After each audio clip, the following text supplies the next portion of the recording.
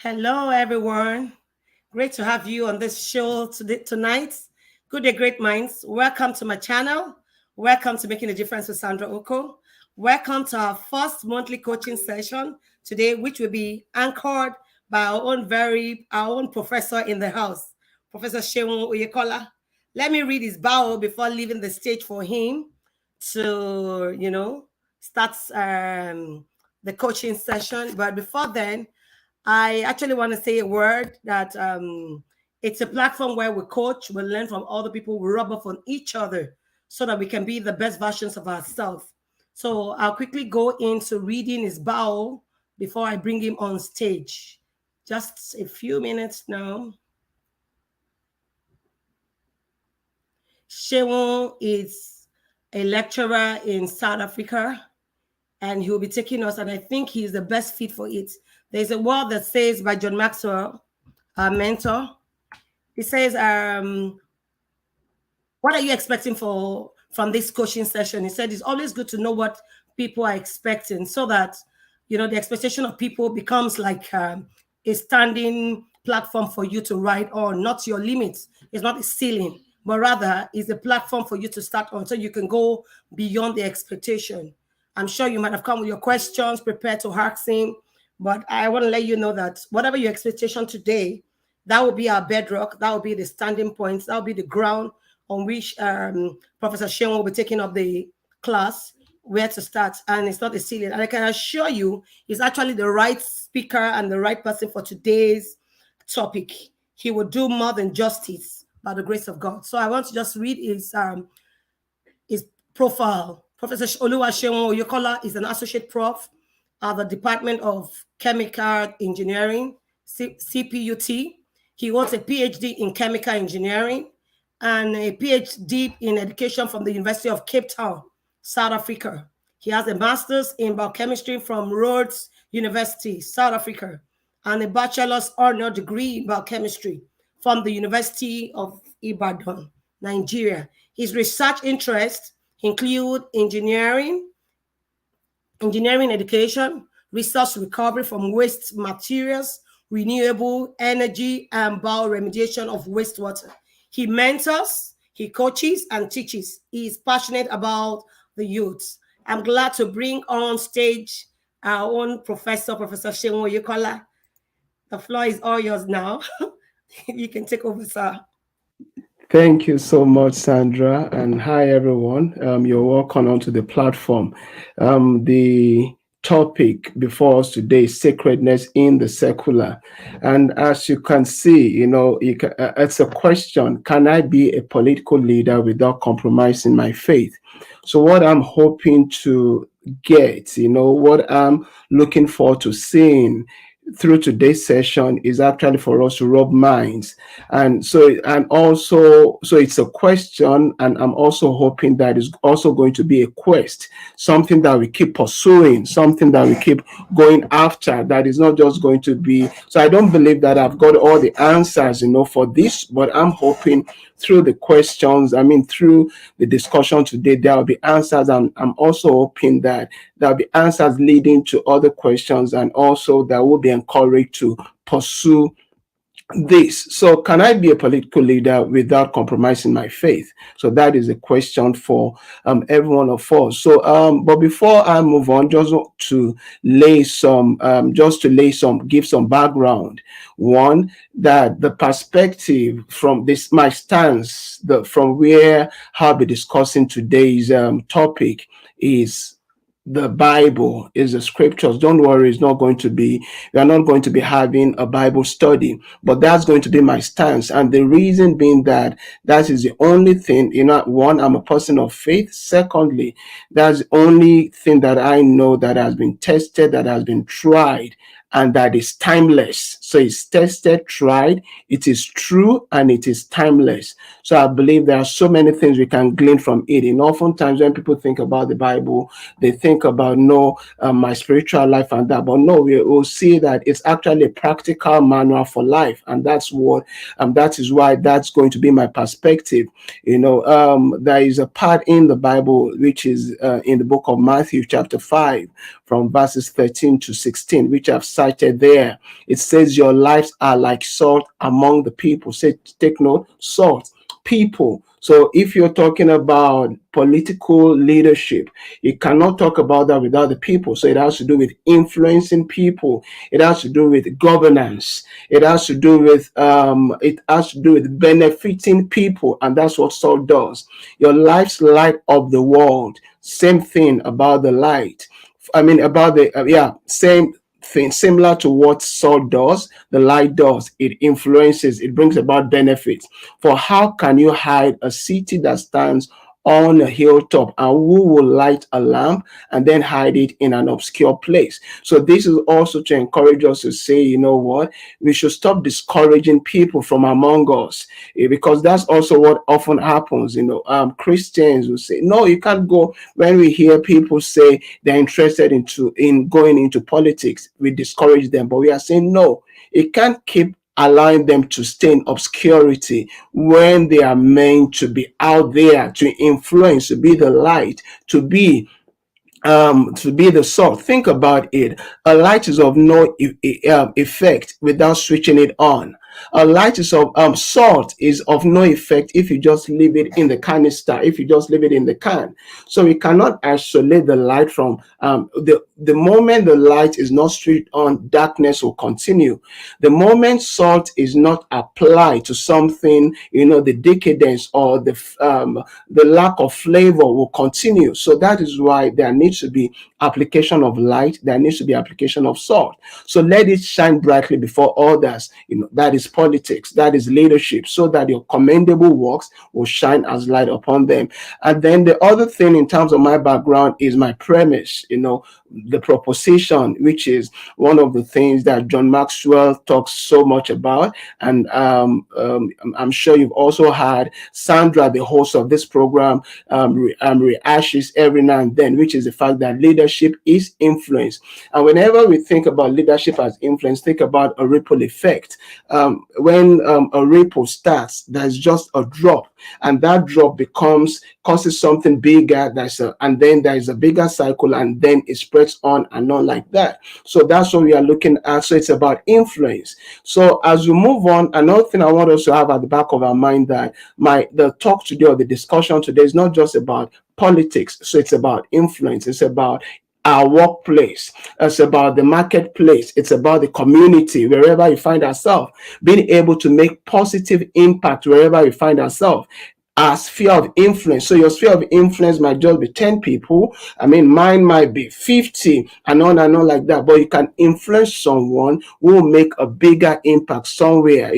I'm sure you've heard of stories of leaders like Abraham Lincoln. How it was someone that actually advised him to have a particular look before he became a president. We don't know the person's name, but we hear Abraham Lincoln. But that person had an influence on Abraham Lincoln. And then finally, talking about the background, the purpose, I want us to look at those two citations, or those two quotes. The first one, it says, the only thing necessary for the triumph of evil is for good men to do nothing. In this particular case, we are saying good men, salt, good men, light. So if we don't come out to do something in politics, in our community, marketplace, and the rest, evil will continue, evil will persist, darkness will persist, decadence will continue, decay will continue. Albert Einstein, one of the wisest men that has ever lived, at least in the century that we are aware of, said the world is a dangerous place to live, not because of the people who are evil, but because of the people who don't do anything about it. So I hope the topic is beginning to come together in our minds now. So sacredness, we talk about good, secular, we talk about the world around us. So just to say, so that's just a picture showing a ripple effect. So you can now imagine, look at those different, if you were to look at those drops, different drops, think about it. Let's say 1, 2, 3, 4, 5, 6 drops. So 5 drops, might just be droplets of me, you, 5 of us influencing, and what's going to happen, it's going to transcend, it's going to go beyond us. So that is what ripple effect is, or domino effect. And in terms of ripple effect, usually you could see that the end point is bigger than the starting point. So that is what we are hoping, that's what we are talking about in terms of influence. Think about a domino effect. Something starts and it moves on and on like that. This also talks about legacy. So we are saying that we are called to transform the world around us. We are called to bring about change around us. And usually when you talk about transformation, the end result is different from it looks different from the beginning, or the beginning result. So I'm saying that the decadence around us, we can change it by you and I influencing the world around us, by being the salt, by being the light. So oftentimes, people believe that if you are to look at these two words, you believe they are antithetical, they are opposite of each other, that the two cannot go hand in hand. For example, when you think about anointed, people think, when you think about the sacred, you think about what is holy. You hear a word like, you are anointed. But when we talk about politics, you talk about you are elected. But I'm saying that you can be anointed and elected at the same time. So you can be, and another way to think about, anointed, think about it, in the Greek word, another thing that comes with being anointed is grace. And when you talk about grace, the Greek word for grace is charis. It also comes with another Greek word, which is charizomai. And think about it.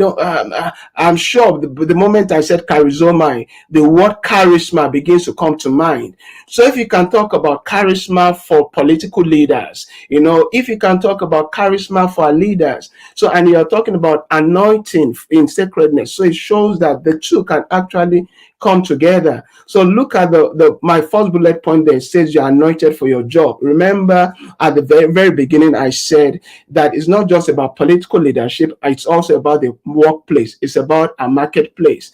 So going back to my premise, going back to my to the perspective, my stance, which is from the Christian faith, that oftentimes people, I'm a Christian, but you are not a Christian by the virtue that based on the fact that you go to church. Your Christianity is not proven by the fact that you are sitting on the pew on Sundays or whatever day you go to church. No. Your Christianity is only proven when you are in the marketplace. Otherwise, your Christianity being proven in the church is as good as sitting in the garage and saying you are a car. Sitting in the garage doesn't make you a car. Sitting in the church doesn't make you a Christian. It doesn't make you a person of faith. It doesn't prove your sacredness. Your sacredness is only proven in the secular. Think about it in high school or even in the university. We talk about theory, we talk about practical. So the practical is only when we are out there, when we are relating with people. So you're anointed for your job, so your workplace. So if you look at some of those quotations, some of those things that I've cited there, the one talks about one man called Bezalel. Bezalel was a designer. So design, think about it. When you think about designer, you think about the likes of Calvin Klein. You think about, not just think about them, Armani. You think about Versace. But think about it. Bible says, Bezalel was anointed. He had grace, charisma to design. And then another person called Amos was called a herdsman. All he was doing was a herdsman, so like a cattle rearer. All he was doing, it was a farmer. But we'll see later on, it was also called a prophet. Are you seeing that? So things we'll think, secular, but we'll see sacredness in it as well. We'll see another person, was called Zenas, the lawyer. So Zenas, the lawyer, was being told, that he was doing some good works for God.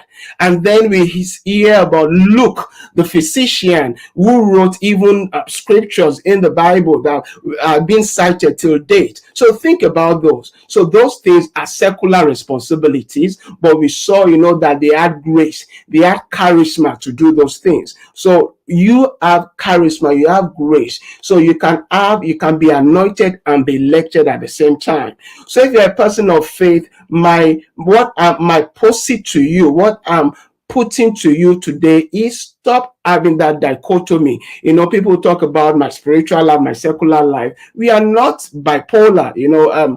Please forgive me. I'm not trying to speak down on anyone that has such an issue, but you know what I'm trying to say. Having two sides. That's what I'm trying to say. I'm not trying to make joke of a mental issue. No, that's not what I intend. But what I'm trying to say is that you can't talk about as if you are two different people. You are one person. So oftentimes when you talk about being sanctified, you mean you're set apart for a particular purpose. So, and that's what I'm trying to bring about here. That instead of saying, this is my sacred life, this is my secular life, let me rather see that I'm sanctified, I'm being placed in a particular place for a purpose for such a time as this. So in my workplace, in my community, wherever I find myself, I can do something good. I can do something godly. So I can show forth altruism wherever I find myself. So I've got endowments in me. So I'll say that I've got God-given talents. So sacred, God-given, divine, God-given talent. So I can use that. I can use that to do something good for others. So that's what I'm trying to push for, through this talk. So these are, so I've tried to put what we typically put, associate with sacred, divine, God, holy, set apart, godly, faith, principles, and convictions. Those are things that we typically talk about. And then when we think about secular, things that are common, things that are worldly, things that are temporal. So oftentimes we want to associate politics with the secular. So, and our work, our different vocation. Even before I move further, oftentimes when you hear about the word vocation, what comes to mind? Your work, right? So for example, my vocation, I'll say I'm a lecturer. But you don't need to be a linguist to know the word vocation. It has its same root meaning as vocabulary. Same root same root as my vocal cord. So that talks about words. That talks about calling. So in essence, your vocation and your calling, you can't separate them. So we can't keep saying that. So in essence, I'm saying that some people are called to be politicians. Let's support them. Let's support them. Let's, do everything, to encourage them to be there. And I'm also saying that they can be there and not compromise their stance. So, but there are several things they need to do, or we need to do, so that we won't compromise our stance. So let's go back to where my premise, my perspective, which is the Bible. So you see that Bible isn't against political leadership. Actually, by extension, when you hear royal priesthood in the Bible, you hear that's king, that is priest. We talk about, that those who are anointed to fulfill a purpose. But if you are to look at those purposes, if you are to look at those different purposes, it was governance. By extension, it was political leadership.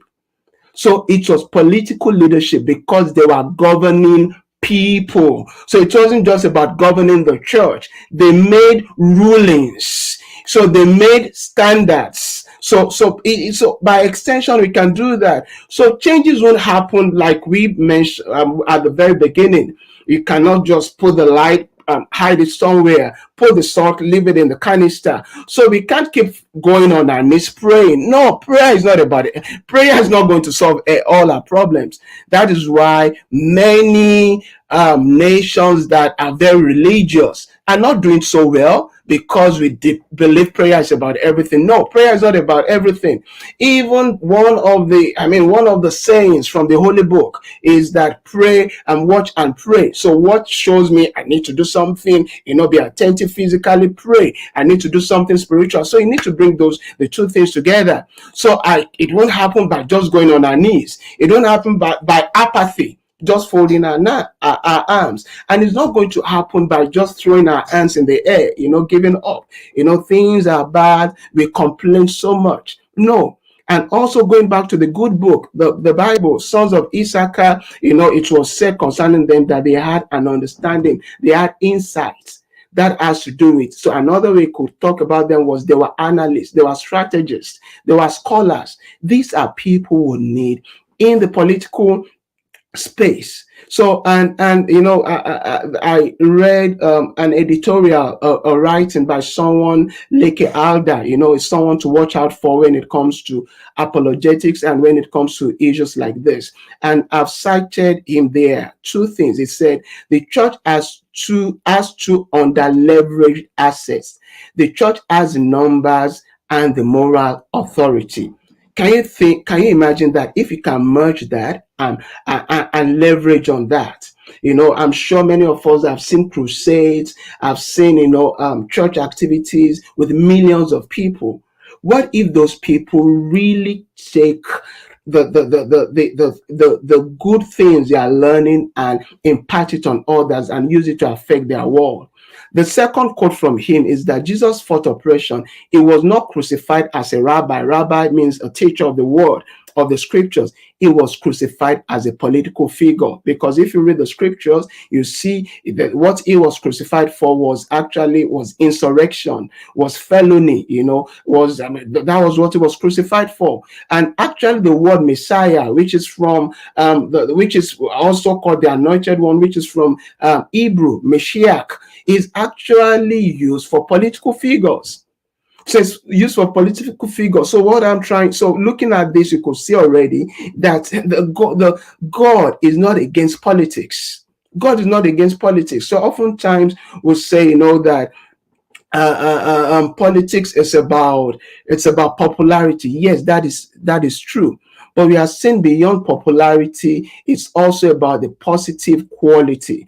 Oftentimes, I'm sure, one of the words that are very popular these days are influencers. You talk about influencers, and oftentimes influencers have large number of following, popularity, and then sometimes so usually they have large number of following, millions, thousands. Think about the celebrities.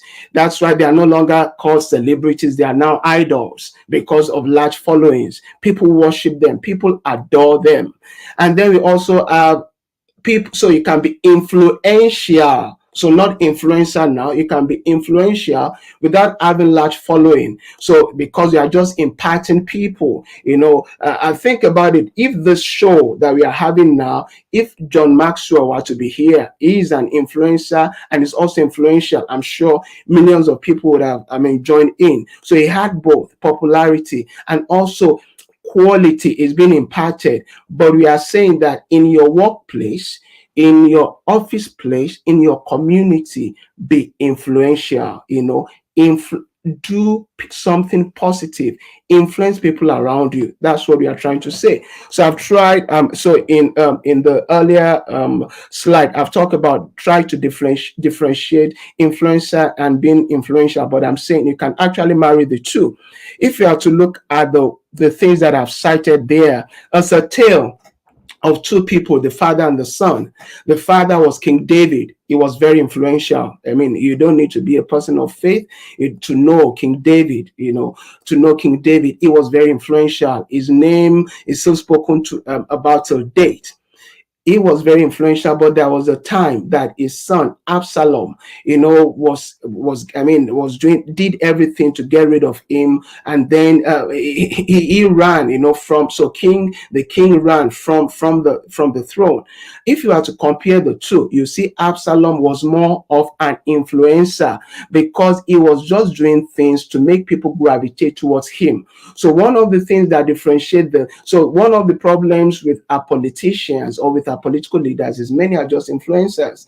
So they're just they are small talkers, making people to gravitate towards them without making positive impact on them. That was what Absalom was doing, and then it will sway people, and then he had a large following. But with David influenced people. We have scriptures to support the fact that vagabonds, people who are non-entities, came to David, and eventually these people became strong people. They were people that were called mighty men, and then over time David had a large following. His following was so huge. So that's what, remember, the ripple effect. Start being influential, affect people positively around you, and over time, so show some altruism, be good around you, put people around you together, be relational. Whoever will have many friends. Politics, you need a large following, must be friendly. So you need to start from somewhere. Start little, start from wherever you find yourself. And so you can't influence from your comfort zone. What I mean there is that you need to apply yourself. So you might be saying, but you are contradicting yourself, because I said start little. So I'm saying start little, but you need to move from there. You need to train yourself. You need to stretch yourself. You need to make some sacrifices. You need to apply yourself. Remember, I talk about the salt. I talk about the light. You need to apply yourself. And then moving on to that, which is the part of the question, which is now the question is coming to light some more without compromising my faith. So I'm saying that, yes, it is possible, but you need to adapt yourself. I will see in the next couple of slides that I can be adaptable without compromising. I can be versatile without compromising. So, excuse me. So adaptability means that I'm versatile. I'm able to, so I get into this sphere. So I don't need to change to be like them. I can, but my identity will still be retained, but I need to learn about them. So that's the other problem many of us are having. So we are people of faith, but we are not learning about what is happening around us. So you cannot go and influence without knowing. So that is being adaptable. And you see the way I've differentiated adaptability and hypocrisy is using what do you call it? A frog or a toad, comparing it with a chameleon. So a toad or a frog is adaptable. We say it's amphibious. It can live in the water. It can also live on ground. Are you beginning to see sacredness, secularity? So you are sacred. You can so you are adaptable.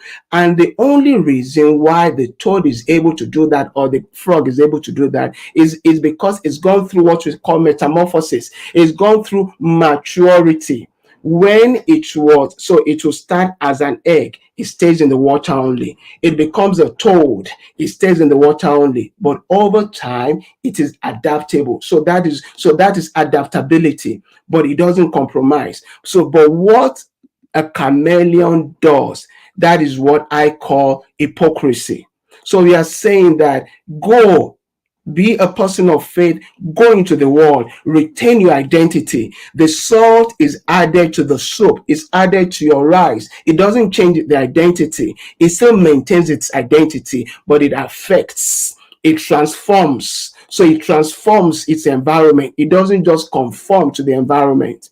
Unlike hypocrisy, which is what many political leaders do. So we are saying that but think about it, you need to have that call. We talk about charis earlier on. We talk about charisma, core, character. I'm sure many of us have had, charisma without character is chaotic. So that what we are trying to say is people need to be infused with character so that they can be people of positive influence. So in closing, the considerations or summary of everything that we've talked about is, for me, I believe, in order for you to be a person of faith and still be a politician, be a person of influence in your community, wherever you find yourself, outside the church, outside the place of faith, is you be a person of convictions. If you don't stand for something, you cannot, you fall for anything. So the heart,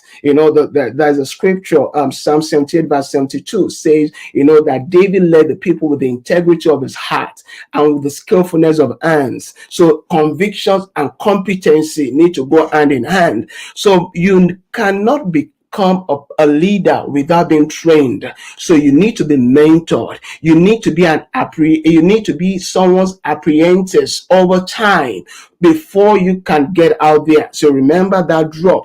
And another thing is that I believe that one of the reasons why many people start as a person of faith and they compromise is they go into the political sphere solo. You need company. You need people of like minds. You need support. You need support so that there can be synergy. You remember the picture of the droplets that I showed earlier on. So you need relationships. You need people like you, and that's what we need to start doing. That's one of the purposes of this platform. That we need to encourage people, develop relationships, develop reputation, and they need to go out there, apply themselves, adapt themselves without being hypocritical, without compromising their faith. So I'm going to pause there, and then I'm hoping that we can discuss taking this further. Thank you so much, Sandra. Over to you. Much. It was a mind-blowing session. It was a great session. So much nuggets to pick from this session. I want to thank everyone that is on board. I want to thank everyone. If you're able to show your face, at least just to say welcome. Thank you so much for coming on board. I appreciate you. And if this is your first time, please, and you're being impacted by this, please let's spread the news. That's what Seun is talking about. Professor Seun is talking about. When you see something that is benefiting you, please go all out. Let's invite the people to come. Let's be a people of impact, people of value, going out there to bring people in. So I want to thank you so much for your time. Professor Seun, I want to thank you. I don't know if anyone has any question, anything you want to bring forward, maybe any discussion, anything you want to add, a plus to it, or something you disagree that you think should have been said somehow. I want to thank Sister Madam Lola, Tokumbo Adigun, Emmanuel Che, Emmanuel Ukoh. I want to thank you, Justina, for coming live into the studio. Thank you. Most of your cameras are not on, so I want to bring you off stage. So, do you have any question, please, before I wrap it up? I don't want to keep everybody too late, because I know in South Africa now it's about 11 o'clock, going to 12 midnight. And in Nigeria, that's about some minutes to 11. So I don't want to keep anyone longer. Do we have anything we want to ask? Professor Seun, I think this guy, I think it's from your end. We've seen, it says, very insightful, Prof. Remain abundantly blessed. I'm just giving you some comments. And he said, when you spoke about Matthew 18:6, you just hit the nail on the head. I think the guy from South Africa, his name is funny. Is it Wiggins? Wiggins, yeah, Dr. Wiggins, yeah. Wiggins, yeah. Message for you. And in absence of no questions now, let me just say a few things. Let me recap. Growth is intentional. Growth is not accidental. We are a people of faith. We can't have faith. We are true to who we are. We are a faith-based person. We're not two-faced. And it says leadership is influence. You have to be careful what influence you're talking about. Are you talking about positive influence or negative influence? We have so many influence out there in the social media. We have so many influence out there. So we have to be careful. Is it a positive one or a negative one? We are actually, this one we're talking about a positive influence. And it says, we're a people of value. That means everyone that comes into our circle, that come into our life, we try to impact them positively. He says we're a people of value. We are adding value to others. That's a phrase by John Maxwell. And it says, Rome was not built in a day. Bit by bit, step by step, you will get to the end point. If we keep waiting for, you want to have a great followership, you have to start somewhere. You have to start influencing somebody somewhere in your circle. You have to start from your home front. That's why it says it starts from the home front and it extends to your community. It extends to your church and it extends to the larger community or where you work. So we have to start bit by bit. And that's why I made that statement. Rome was not built in a day. They started somehow, some way. You need to be mature to be able to lead people. And you need to be adaptable, ready to adapt, ready to be, be able to go through tough times and still come out stronger and, great to be able to influence people. And it says, we are the salts. Really, salt. Without salt, and I know a lot of women that are here know the importance of salt. It says when a salt loses its saltiness, it is therefore not needed for anything. So we are meant to go all out there to be a salt to the world. We're meant to go all out there to be a light. Light is said, our darkness cannot comprehend light. And that's why when we stand anywhere, the light of God speaks. We speak, our faith, reflects. And you cannot be double-faced. You have to be on one side, either the positive or the negative. And it says it transforms. We are not meant to conform, we're meant to transform. So that means everywhere you get to, every neighborhood where you get to, you are meant to influence people positively. You are not meant to conform to the status quo. You are meant to transform lives. We are people of value, adding value to people. And it says relationships. There's a word, one of my mentors, Pastor Dotun, often says, she says, relationships are the ships that you need to get to your destiny points. So if you do not have good relationships, you don't have people you can, ride on. It says they are the ships. You can imagine entering a river or an ocean and you don't have a ship to, convey you from one particular point to the other. Automatically, you will not get to the other endpoint. So it says they are the ships you will need to get to your destiny point. God does not come down from heaven to say, this is what I want you to get. God uses men. So the devil too uses men. So you must have relationship with the people in your family. I always refer to the family because the family is the first community, the first podium, first platform you're meant to lead before you extend. If you're not able to lead your family, you're not able to influence the people in your circle, you cannot lead the larger crowd. And like he said, as Christians, we have so much in common. We have the crowd, we have God on our side. I think this time around, anywhere, I think we should, at least because of the faith, come together to do something good for the country. I'm not writing off anything. We are going to be a country, we will be great. If any, like I said, when a salt loses its saltiness, it's no longer useful. So I want to encourage everyone.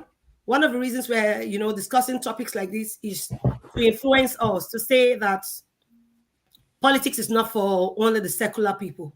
It's also for people of faith. If you're a people of value, if you have value, go out there to show your values. Let people see you and let people know your value. The moment people get to know you, like Leke Harder, we used to go to the same church together. I know Leke for a long time.